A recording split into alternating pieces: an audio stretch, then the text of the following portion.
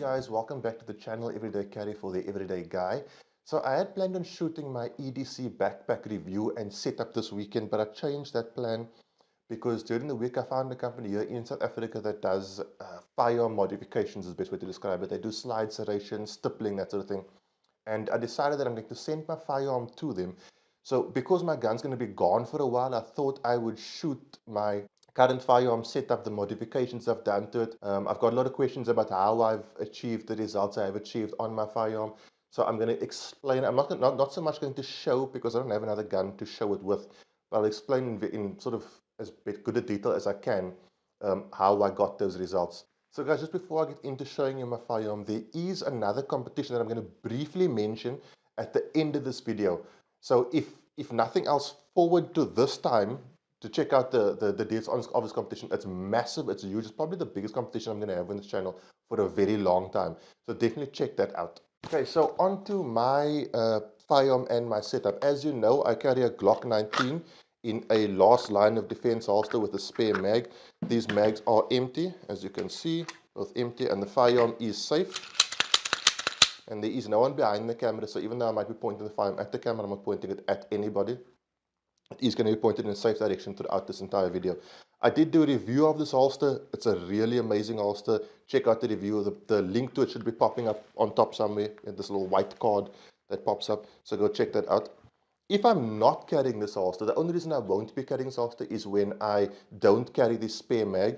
I would then carry the firearm in the Chameleon holster from Quantum Carry Solutions. I also did a review of this one. I think it was like 2 videos ago. I'll link to it as well. This is also a really cool holster. Very concealable, multifunctional, very cool. Okay, so onto my firearm. I'm going to work kind of from the top down and explain what I have done. So first and foremost, I don't know if you can see, I hope you can, the gold inlay situation that I've got on here. That's just purely aesthetics. I've got it on the side of the slide and also on the top of the barrel. And believe it or not, this is really easy. This result, I'll just hold it steady. Hopefully you can see.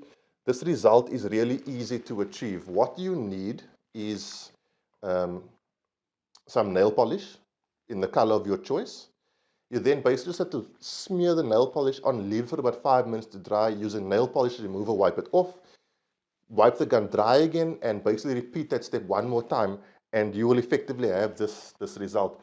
I've had this on my firearm for about 7 or 8 months, and the quality is exactly as it was at day one. It's not run, it's not faded, nothing. So nail polish remover, problem solved. You get this cool inlay, obviously in the color of your choice. I do also have it on my mag. And again, this is basically just aesthetic. Like, this doesn't serve a purpose. It literally just looks cool, and it makes your gun your own and original, and I like that kind of thing.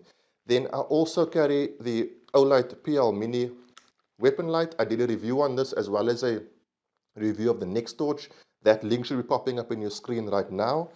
Okay, moving further down. So as you can see, my gun is stippled. My girlfriend actually did this. She's really talented when it comes to these things. She actually also did the gold inlay.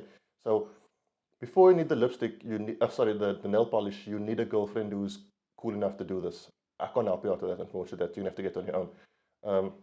She also did the stippling. So the stippling, basically, some people really like mine, some people really hate mine. It's at the end of the day, it's your opinion, how you feel about it. If you like it, cool. If you don't like it, cool. As long as you're looking at it and it's inciting communication, I'm happy with it. The way this was achieved was obviously the standard Glock Gen 4 comes with this little like pyramid stipples. You've got to get rid of those. What I used was a Stanley knife, and I just sort of shaved them off one by one. It's really time consuming. So give yourself a good 4 hours to get this. Shaved them off, took very fine sandpaper, sanded it smooth-ish, not 100% smooth because it doesn't have to be that smooth. You don't take off too much material. And then with a soldering iron, just dabbing the soldering iron into the grip where you want it. A very good tip is try to set up your firearm so that the angle of your soldering iron is perpendicular. That way you're going to get nice uniform holes and not sort of like a dragged edge. If you want the dragged edge, obviously, okay, you can go for that, but I just wanted small dots. The reason I got the stippling Wasn't so much for aesthetics. When I started carrying my firearm and I went to go to the range, my hands would sweat because I'd get nervous. I'm not really shy to say that. I'm more nervous about people who don't get nervous for things they should get nervous for than I am for people who have not. I don't know. Figure that's a bit deep, but yeah. So I would sweat and I'd be really nervous, and I would find myself having to do this quite a lot. And eventually it got a bit slippery on the grip. And I thought, you know what, let me find out the way of how to solve this. And on YouTube, basically, stippling was the answer. So that is why I stippled my grip. Obviously, there is some aesthetics to it. It does look quite nice, in my opinion. Um, so yeah, stippling serves multi-purpose. And then at the bottom, I've undercut the trigger guard over here and over there. The way I did this is I took a pencil, I put my hand under the firearm like this, took a pencil, and I made a mark where my finger would go there, as well as where it would go on this side over here. I'm not touching the trigger, but even if I am, this firearm is safe. And I outlined it, and I used a Dremel tool. Now, it's actually got a buddy to do this. He's a dentist, so he's like surgical with a Dremel tool. It's not difficult. You know, practice on various plastic polymer things, and eventually you'll get that down quite comfortably. You're not going to struggle to do this. Just make your marks and follow your marks. It's really hard to cut all the way through. I mean, you must really not be paying attention to what you're doing to Dremel all the way through your trigger guard. I don't think anybody who's watching this video, if you're intelligent about the way you do things, is going to have this problem. So yeah, this, I would say, the trigger guard undercut of all my modifications has been the one that has improved my ability to handle my firearm the most. The undercut is exactly where my fingers go into the trigger guard, and it gives me a very, very tactile reference point as to when I've got my perfect grip on my firearm. So in my opinion, for all the things I've done to my gun, and it's not many, the trigger guard undercut, that's the biggest deal. There are a few things that I do carry that are separate and original. I'll explain that in a moment, and also explain why I carry those things. Okay, guys, before I go further, there is one last thing I want to talk about on the actual gun itself. As you can see, my finger grooves, this is a Glock 19, so it should have fairly pronounced finger grooves. I've sort of sanded them down just a bit. There are still two bumps there. Before I did that, had the opportunity to handle a Gen 2 Glock 19, and I really liked the way the grip felt without the finger grooves.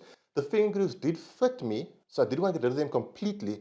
I just liked the smoother grip I could get on the handle without the finger grooves. So I sanded those down and stippled over them. Again, that's also pretty much as simple as doing the undercut and the trigger guard. Just get a Dremel tool and sand those down. And then on my magazines, you probably do know, you have seen this before if you watched my channel, I carry the normal Glock 19 mag with the +2 base plate.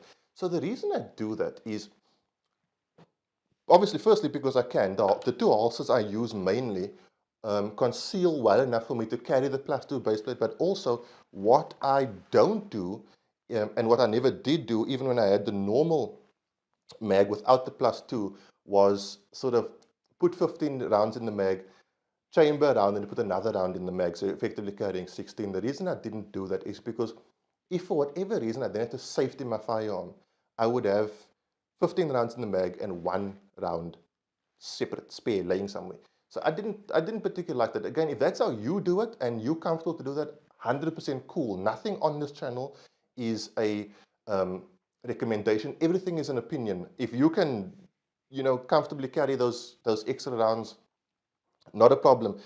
You do that, and I'm 100% happy if you're safe that way. That's cool. I wasn't happy with it, so I thought to myself, the safest way for me to do this and carry more rounds, because in the bullet category, more is more. I went for the +2 base plate. Initially, I only carried the +2 in the magazine attachment, but then I found that the new holster that I got from Los Angeles Defense was so concealable, or concealed so well, that I could carry it in the firearm as well. And the same goes for Quantum Carry Solutions with their holster. This conceals really well. Check out the video. I have linked it. I will link to it again. Okay, guys, so on the +2 base plate, just very quickly, it's really easy to install these. I'll explain it to you actually. At the bottom, you can see like a small dot, right? You want to take on your normal Glock mag, you want to take an Allen key or something thin enough to fit in there. That's about this length, half of the mag, and just depress that entirely. It'll feel weird, it'll feel like you're breaking something, but you're not actually breaking anything. And then the best tool I've discovered to use to get this off are a pair of water pump pliers.